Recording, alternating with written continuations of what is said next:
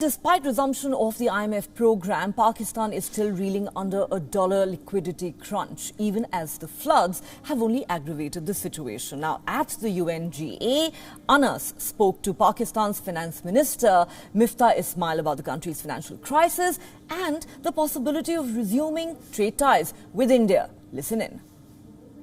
We will be able to service all our debt, we'll be able to meet all our international obligations. Of course, things have become very tight, but we've had good meetings today with the managing director of the IMF. She has expressed her support for Pakistan.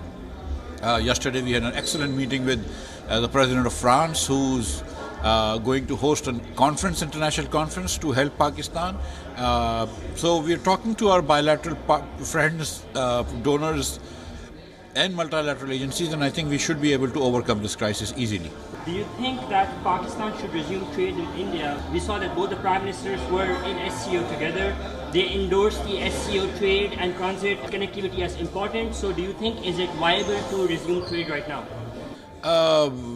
I think that because of the flood situation in Pakistan, because of the shortages of some basic necessary kitchen items like onions and tomatoes, and perhaps later on we'll feel a shortage of cotton because of our cotton crop in Sindh being washed away. I think it would be important for Pakistan to look at all options to import these things at reasonable prices. And what's the deal with Russian oil and energy imports? Is Pakistan looking at it to get it supplied and get prices in control? During the previous government, Pakistan wrote a letter to the Russian government for oil supplies that was never replied to. We even sent some emissary, they were not forthcoming.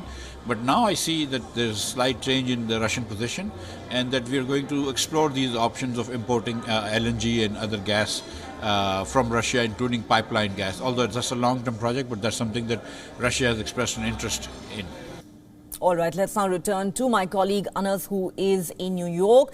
Anas, tell us more about the Pakistan Finance Minister's statement on possible resumption of trade ties with India, because this is something that is certainly going to evoke a lot of interest.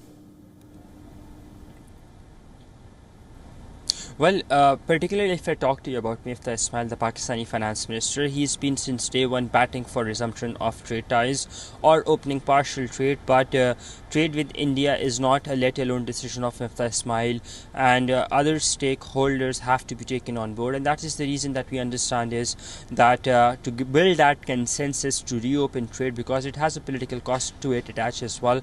That is why we're seeing that there is some reluctancy on the part of the incumbent government, the coalition government, but going forward we might just look at some concessions vis-a-vis trade with India, but it can take some weeks until that final announcement is done.